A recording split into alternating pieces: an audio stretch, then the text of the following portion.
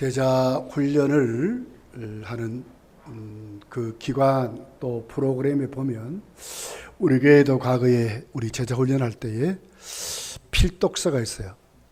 상한 마음의 치유라는 책입니다. 상한 마음의 치유. 그 책을 읽어보면 이런 글이 있어요. 한 수리 공장이 있었답니다. 그런데 그 수리 공장의 간판 밑에 이렇게 써있대요. 상한 마음 이외에는 모든 것을 수리할 수 있습니다. 상한 마음. 그래서 필자는 이렇게 썼어요. 그렇다면 상한 마음을 누가 치료할 것인가? 어디 가야 치료할 것인가? 하는 질문을 던지는 책에 그 글을 읽어봤어요. 상한 마음을 누가 치료할 것인가? 어디에서 치료하는가? 오늘 3절이 이렇게 대답을 해요. 찬송하리로다. 그는 우리 주 예수 그리스도의 하나님이요 자비의 아버지시요 모든 위로의 하나님이라. 모든 위로의 하나님, 자비의 하나님. 그래서 그 내적 상한 마음의 치유라는 책에 보면 하나님만이 우리 상한 마음을 위로로 또 하나님의 자비가 우리를 치료한다. 이렇게 설명했어요. 하나님은 사도 바울은 자비의 하나님이요 위로의 하나님이라고 말씀하고 있어요.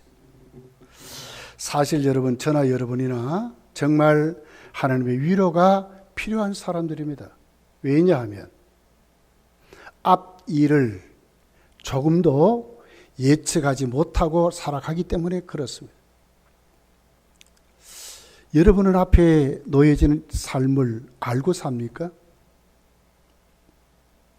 기대는 있죠. 이렇게 되기를 원합니다. 소원은 있죠. 바람도 있죠. 그렇지만 앞 일이 어떻게 이루어지는 결론은 전혀 모르는 거예요. 인생은 그렇기 때문에 많은 상처를 받습니다. 많은 문제를 안고 삽니다. 질병의 문제, 고독의 문제, 위로의 문제, 때로는 갈등의 문제, 시험의 문제 수도 없이 오는 거예요. 이만큼 이제 우리 자식을 키워놓으면 이제는 효도하겠지, 잘하겠지 그랬는데 키워놓으면 또 거기에 그 정도의 또 문제가 생기는 거예요. 그 아이의 나름대로의 갈등이 있고 그 아이의 나름대로의 문제가 있어서 부모를 살펴볼 시간도 없고 그런 거예요. 이게 우리 인생길입니다. 품 안에 있을 때 자식이래. 이게 우리 인생길이에요. 어디에서 여러분 위로받고 살랍니까? 어디에서 우리의 마음을 내려놓고 살려고 합니까? 정말 우리는 하나님의 위로하심이 필요하다 하는 것입니다. 사도 바울도 많은 환난을 당했어요. 또 많은 환난 속에 왜 하나님이 자신에게 이런 환난을 주시는가? 또 성도들에게 왜 이런 환난이 오는가? 모든 것을 아시는 전지하신 하나님인데 왜 자녀들에게 닥친 환난을 모르겠어요? 그런데도 왜 성도에게 환난이 오는가? 거기에 대한 명확한 대답을 해요. 자, 8절, 9절 말씀입니다. 같이 읽어볼게요. 자막이 있습니다. 시작. 형제들아, 우리가 아시아에서 당한 환난을 너희가 모르기를 원하지 아니하노니 힘에 겹도록 심한 고난을 당하여 살 소망까지 끊어지고 우리는 우리 자신의 사형 선고를 받은 줄 안다. 얼마나 큰 환난을 당합니까? 힘에 겹도록 심한 고난이래. 살 소망까지 끊어졌대. 사형 선고를 받은 것 같은 환난을 당한 거예요. 왜? 9절, 11절까지가 이렇게 대답을 해요. 이는 우리로 자기를 의지하지 말고 오직 죽은 자를 다시 살리신 하나님만 의지하게 하려 하심이라. 첫째, 환난을 주신 목적이 뭐죠? 하나님만 의지하게 하려고. 하나님만 의지하게 하려고. 두 번째 10절입니다. 그가 이같이 큰 사망에서 우리를 건지셨고 또 건지실 것이며 이후에도 건지시기를 그에게 바라노라. 너희도 우리를 위하여 간구함으로 도우라. 이는 우리가 많은 사람의 기도로 얻은 은사로 말미암아 많은 사람이 우리를 위하여 감사하게 하려 함이라. 그러면서 서로서로 위로하도록 서로서로 감사하며 살도록 하기 위하여 하나님 미리 환난을 당하게 한다는 거예요. 뚜렷한 두 가지 목적이 있잖아요. 하나는 하나님만 의지하도록. 여러분 알아차리셔야 돼. 우리에게 고난이 오고 시험이 오고 환난이 오면 아하, 하나님만 의지하게 하려고 하시는구나 하고 알아차리셔야 돼. 두 번째는 이 경험을 통해서 오히려 이런 환난을 당한 자에게 위로하도록 하나님이 그렇게 하시는구나 하는 것을 하나님이 하신다는 거예요. 두 가지 이유입니다. 그렇기 때문에 우리는 뭐요? 진짜 하나님 위로가 필요하다는 거예요. 왜? 내가 알아야 위로도 할 수 있고 내가 알아야 힘을 얻을 수 있고 거기에서 해결받고 살 것 아닙니까? 그렇다면 하나님 주신 위로가 도대체 뭐냐 하는 거예요. 무슨 위로인가? 원문을 보면 파라크레시스라는 단어, 곁에서 돕는다 이 말이거든요. 동전과 좀 달라요. 진짜 힘이 있는 자가 옆에서 붙잡는다 이 말이거든요. 그러니까 하나님이 진짜 가장 내 가까이에서 나를 붙잡고 도우시고 인도한다 이런 뜻이 진짜 돕는다는 거예요. 이것이 위로입니다. 말로만이 아니라 진짜 나에게 그 전지전능한 하나님이 나를 붙잡아 돕는 것이 위로라고 하는 것입니다. 저와 여러분에게 이런 하나님 위로가 필요한 줄 믿습니다. 이사야 41장 10절에 보면 이렇게 기록해요. 두려워 말라 내가 너와 함께함이라. 놀라지 말라 나는 네 하나님이 됨이라. 내가 너를 굳세게 하리라. 참으로 너를 도와주리라. 참으로 나의 의로운 오른손으로 너를 붙들리라. 너를 붙잡아 참으로 도움돼. 참으로 도우신다. 그리고 붙잡아 준다고. 이것이 위로라고 하는 거예요. 하나님 위로가 여러분 속에 넘치기를 열심히 축복합니다. 많은 위로가 필요한 사람들 우리가. 자, 4절 5절이죠. 이렇게 기록해요. 우리가 우리의 모든 환난 중에서 우리를 위로하사. 하나님 어떤 분이에요? 우리를 위로하시는 분인데 어떤 때 환난 중에 우리를 위로한대. 환난이 벗어나서 위로한 것이 아니고요. 환난 중에 우리를 위로한대. 그렇기 때문에 우리 인생길 정말 하나님의 위로가 필요하다는 거예요.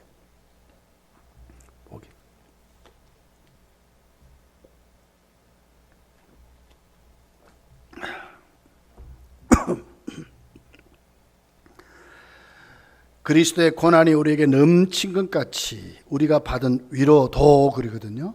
우리가 받은 위로 이것 가지고 그 말이죠. 그리스도로 말미암아 그리스도로 받은 위로도 그리스도로 말미암아 넘치는도다. 우리에게 넘친다는 거예요. 하나님 위로는 어떤 위로라고요? 가장 곁에서 우리를 도우시는 것, 우리를 붙잡아 주신 것이 위로인데 이 위로가 어떤데요? 환난 중에 우리를 위로하신다는 거예요. 믿으셔야 돼, 믿으셔야 돼. 나에게 어려움이 오고 힘듦이 오고 정말 주님 때문에 당하는 어떤 시험들, 하나님은 방관자가 아니라는 거예요. 나 혼자 낑낑대도록 하지 않는다고 하는 거예요. 참 하나님 위대하세요. 다 감당하도록 하세요. 때로는 피할 길도 열어두고 아예 감당하지 못하면 시험도 안 해, 시험도 안 해. 이런 하나님이 어느 때요? 우리가 환난 당할 때 우리를 위로하신다. 믿음을 갖기를 열심히 축복합니다. 하나님 나를 붙잡아 주신다. 나를 도우신다. 꼭 믿으셔야 됩니다.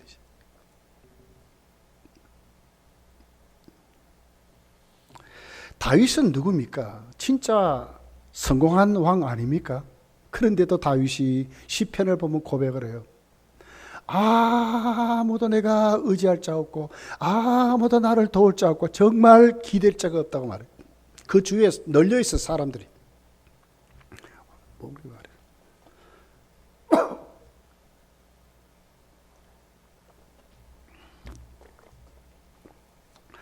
시편 69편 20절의 말씀입니다. 비방이 나의 마음을 상하게 하여 근심이 충만하니 불쌍히 여길 자를 바라나 없고 긍휼히 여길 자를 바라나 찾지 못하였나이다. 아무도 자기 주위에 그렇게 많은 사람들이 진짜로 바울을 위로할 자가 없다 그 말이에요. 찾을 수가 없다.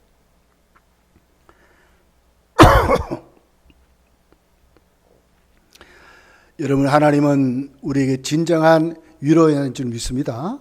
이사야 51장 3절에 이렇게 기록해요. 나 여호와가 시온의 모든 황폐한 곳을 위로하여 그 사막을 에덴 같게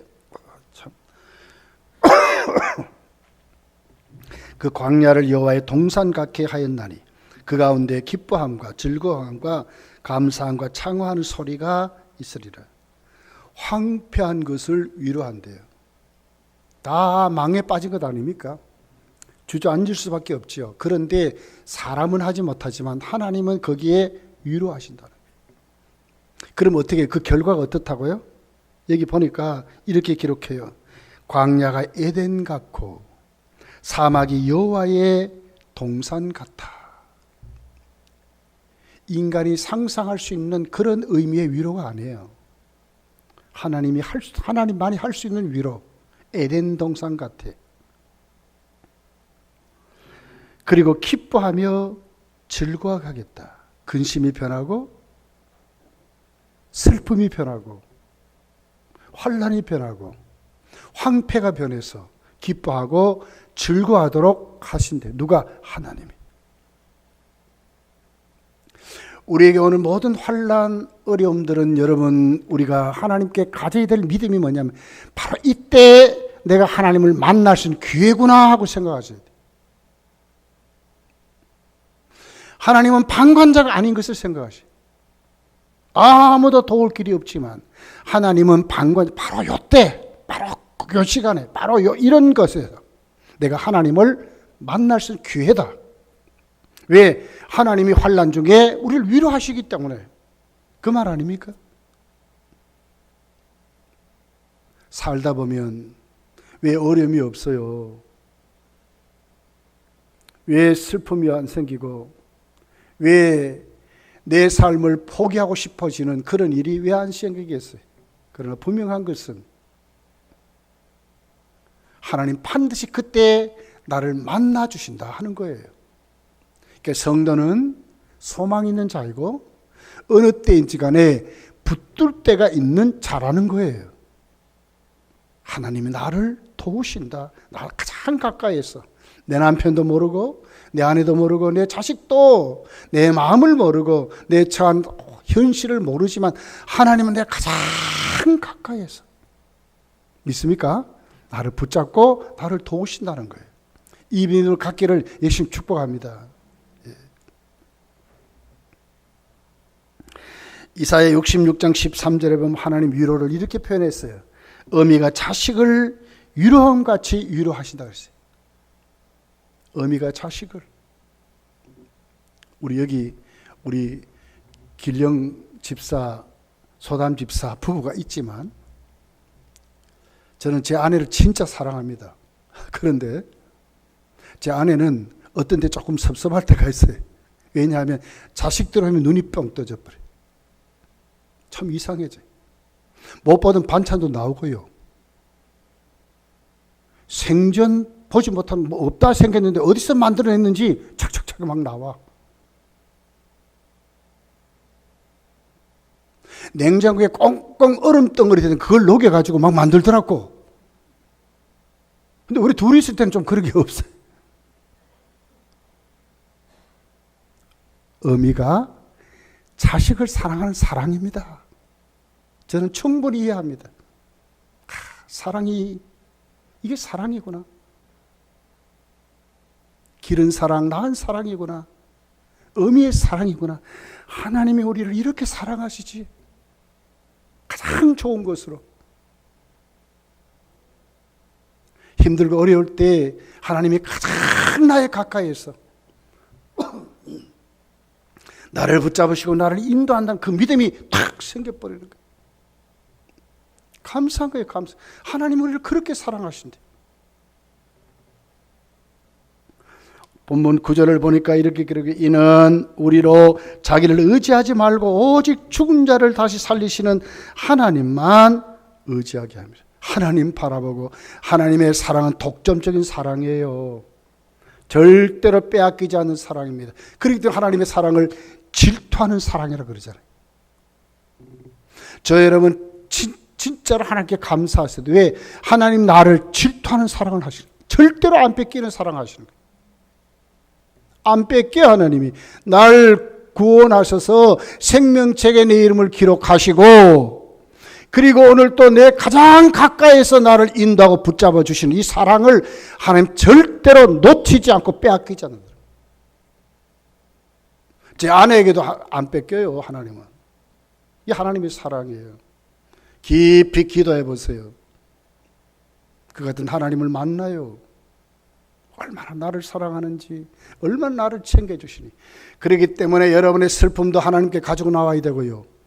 여러분의 고민도 하나님께 가지고 나와야 되고요. 여러분의 심한 어려움들, 환난의 모든 문제들을 하나님께 가지고 나오면 해결받는 줄 믿습니다. 이게 믿음이요, 믿음이요. 하나님 우리의 해결자요. 예.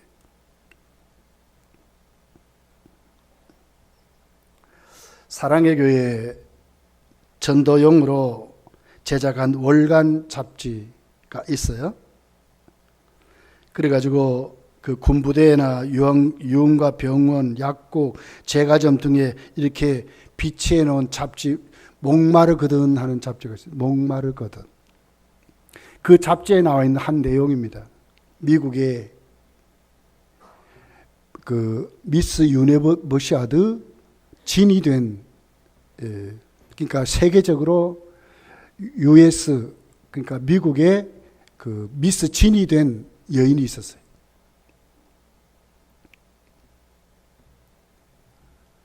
아주 파랑새 꿈을 꾸고 막 그러지.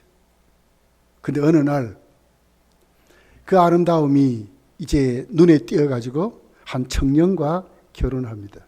근데 그 청년은 아주 재벌의 그 2세 아들이었어요. 누구보다도 가장 좋은 결혼 조건을 가지고 결혼한 줄 알았어요. 그런데 바로 결혼하기 바로 전날 밤 이 자기 남편 될 그의 이력을 진짜 알게 됐어요. 알아봤더니 6년 동안 그냥 결혼식은 안 하고 함께 사는 여인이 있는 거예요. 그리고 그 여인에게 자식도 하나 있어요. 자기를 속이고 결혼하는 거죠. 근데 자기는 누굽니까? 신문에 대서 특별하게 나고 막 이렇게 된 거예요. 그러니까 그 자존심 때문에 결혼하는 거예요, 결혼. 그런데 그런 다음에 그 고민이 깊어지는 거예요. 그 남편의 바람이 끝나지 않는 거예요. 그러다가 그가 그만 폐암에 걸렸대요. 그래서 이제 병원에 들어가서 치료하고 이런 시간을 가지는데 이제 그 시댁에서도 그 이제 자기 며느리를 그 어떻게 보면 며느리를 인정하지 않게 돼 버렸어요. 폐암에 걸려서 사경을 헤매고 이랬다 보니까 이제는 사실은 버린 거죠, 뭐. 그 병원에서 그 치료하고 그럽니다. 겨우 그러다가 3년 동안 그 치료하면서 그러다가 그 병원에서 나음을 얻게 됐어요.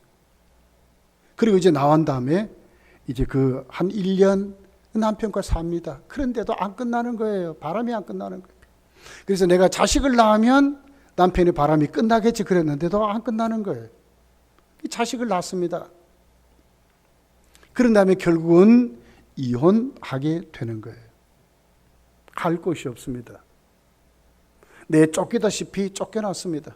친정에서 겨우 얻어준 집으로 이사를 해가지고 겨우 살게 됩니다. 그러나 그가 생긴 미모가 있기 때문에 술집을 차렸어요. 그리고는 자기 밑에 많은 그 아가씨들 두고 술집을 차렸어요. 근데 차리고 술집을 차려서 해결되는 줄 알았더니 그 운영을 하면 운영할수록 빚이 점점 이렇게 불어가는 거예요. 수입은 많은데 세라든지 뭐 이런 걸 따져보니까 점점 빚이 늘어가는 거예요. 해결할 방법이 없어요.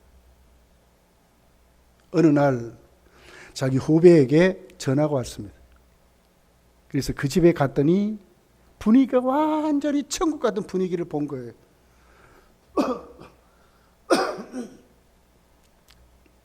사랑하는 남편이 있습니다.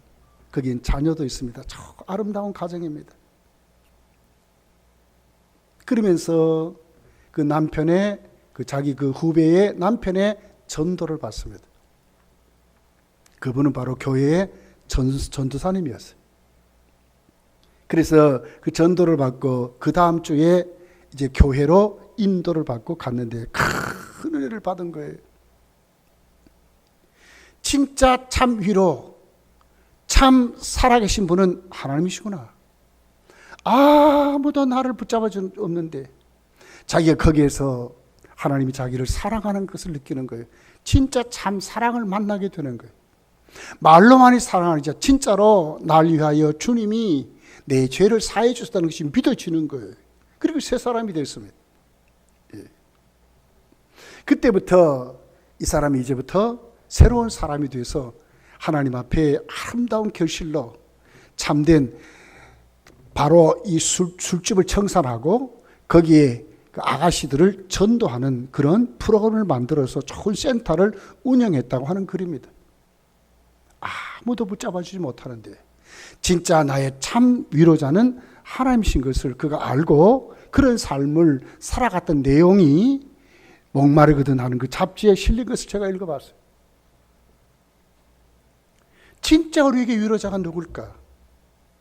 사도 바울은 하나님밖에 없다고 이렇게 말씀하는 거예요. 여러분 힘들고 어려울 때 내 모든 슬픔을 아무도 안 알아줄 때 내가 살아가는 모든 삶 속에 어떤 시험이 허덕일 때 진짜 해결할 분은 하나님밖에 없음을 믿고 참 위로자는 하나님밖에 없음을 믿으시기를 예수 축복합니다. 그래서 하나님 앞에 우리의 모든 것 가지고 나오는 것이 참된 믿음이라는 거예요. 절대로 자존심 세울 것이 아니라 하나님 앞에 가지고 오면 하나님이 해결하신다. 오늘 사도 바울은 우리 이렇게 말씀을 하고 있습니다. 그러면서 오늘 본문이 바로 우리가 왜 하나님 위로를 받아야 되는지 이유의 두 번째 이유를 설명하는 거예요. 그것이 뭡니까? 우리 하나님 위로를 받으면 우리도 그 같은 위로를 받을 자들에게 위로할 수 있는 자가 된다는 거예요. 자, 다시 4절입니다. 이렇게 기록합니다. 우리의 모든 환난 중에 우리를 위로하사 우리로 하여금 하나님께 받은 위로로서 모든 환난 중에 있는 자들을 능히 위로하게 하시는 이시로다. 모든 환난 중에 있는 자들을 능히 위로하게 하신 하나님. 하나님이 그렇게 하신 누구를 통하여? 우리를 통하여 그렇게 하신다는 거예요. 자, 6절이죠.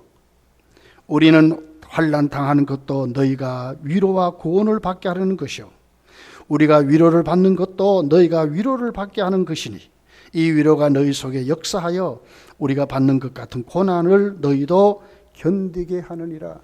사도 바울이 당한 그 고난, 그 힘듦이 하나님 앞에 받은 그 위로를 통해서 사도 바울은 고린도 교회를 위로하는 자가 되었다고 말하는 거예요. 이것이 복음입니다. 간증은 뭡니까? 내가 체험하는 것을 나누는 거 아닙니까?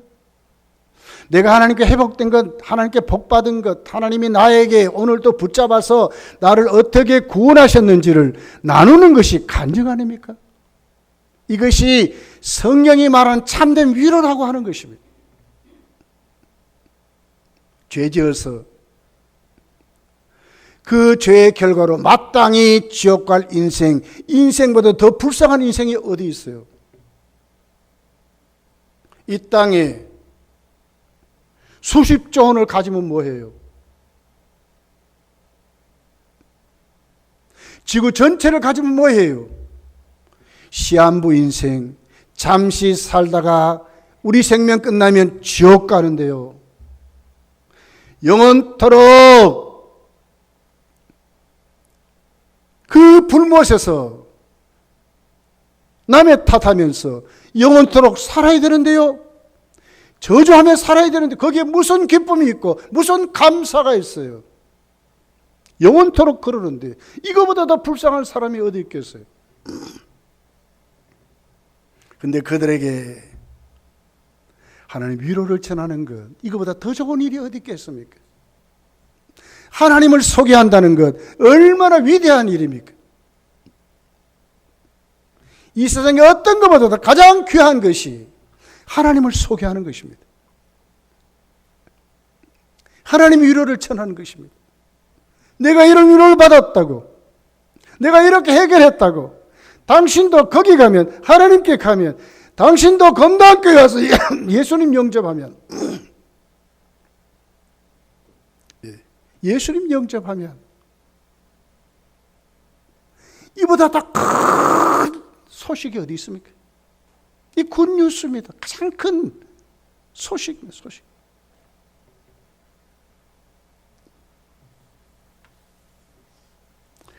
세계적인 베스트셀러 빙점을 쓴 미우라 아야코라고 하는 유명한 소설가가 있습니다. 기독교 소설가입니다. 폐렴 상기를 얻고 루마티스까지 겹쳐가지고 죽게 됐어요. 온몸을 기부스를 하고 살았답니다. 루마티스 때문에 아파서. 근데 그가 탁 떠오른 생각이 있는 거예요. 내 인생 이제 끝나는데 내가 이제 뭘 할 것인가. 그러다가 엽서를 꺼내서 글을 쓰기를 시작했습니다. 하나님의 사랑을 쓰기를 시작했습니다. 거기 복음을 기록하기 시작했습니다. 그것 가지고 병원 로비에 꽂아놓고 그것 가지고 아는 사람들에게 엽서를 띄우기를 시작했습니다. 그 엽서를 받은 사람들이 그 엽서에 고마움을 느낀다고 다시 편지를 보내고 거기에 보람이 생기는 것입니다. 거기에 힘을 얻습니다. 그러다가 고침을 받았어요. 세계적인 소설가 베스트셀러가 됐어요. 그 대표적인 소설이 빙점이라는 소설입니다. 죄인이 회개하고 돌아오는 내용입니다. 하나님께 구원받는 내용입니다. 여러분, 가장 복된 위로가 뭘까요? 선교와 전도입니다. 전도. 복음 전하는 것입니다. 복음보다 위대한 위로는 없습니다. 생명을 구원하는 일은 복음밖에 없습니다. 한 주간 동안 저 여러분이 뭘 하고 살랍니까? 똑같은 세상 사람과 똑같이 혈기 부리고 핏대를 세워서 그들같이 살랍니까? 아니면 구원받고 변화받고 새로워진 예수 그리스도의 이 내 삶을 보여주고 살랍니까? 한 걸음 더 나가서 그들에게 하나님 복음을 전하며 살랍니까? 복음을 주며 살랍니까? 복음을 주어서 그들을 위로하고 살랍니까? 이사야 40장 1절에 이렇게 기록합니다. 너희는 너희의 하나님이 이르시되 너희는 위로하라. 내 백성을 위로하라. 너희는 예루살렘의 마음에 닿도록 말하며 그것에게 외치라. 그 노예의 때가 끝났고 그 죄악이 사함을 받았느니라. 그 모든 죄로 말미암아 여호와의 손에서 벌을 배나 받았느니라 할지니라 하시니라. 구원의 복음의 소식입니다. 위로하라는 소식입니다. 9절부터 보면 이렇게 기록합니다. 아름다운 소식을 시온에 전하는 자여 너는 높은 산에 오르라. 아름다운 소식을 예루살렘에 전하는 자여 너는 힘써 소리를 높이라. 두려워하지 말고 소리를 높여 유다의 성읍들에게 이르기를 너희 하나님을 보라 하라. 보라, 주 여호와께서 장차 강한 자로 임하실 것이요 친히 그의 팔로 다스릴 것이라. 보라, 상급이 그에게 있고 보응이 그의 앞에 있으며 그는 목자같이 양떼를 먹이시며 어린 양을 팔로 모아 품에 안으시며 젖먹이 드는 암것들을 온순히 인도하시리로다. 그냥 외치지 말래요. 큰 소리로 외치라는 거예요.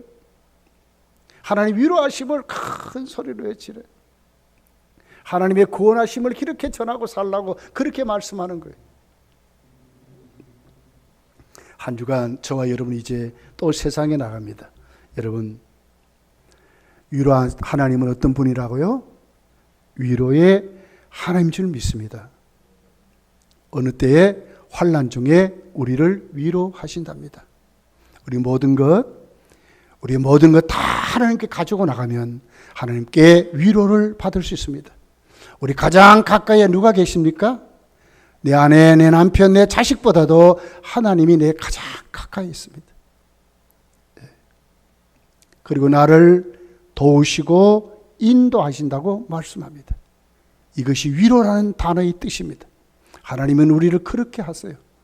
이런 위로로 여러분 한 주간 사시고 그 위로 속에 충만히 받아서 여러분도 위로받을 자들을 향하여 그들을 위로할 수 있는 사람들이 되시기를. 특별히 더 위로에 가장 값진 것은 복음을 전하는 것이다. 꼭 기억하시고 내가 받은 구원 이웃에게도 전해서 그들도 구원받도록 힘써 전하시기를 예수님 축복합니다. 기도하겠습니다.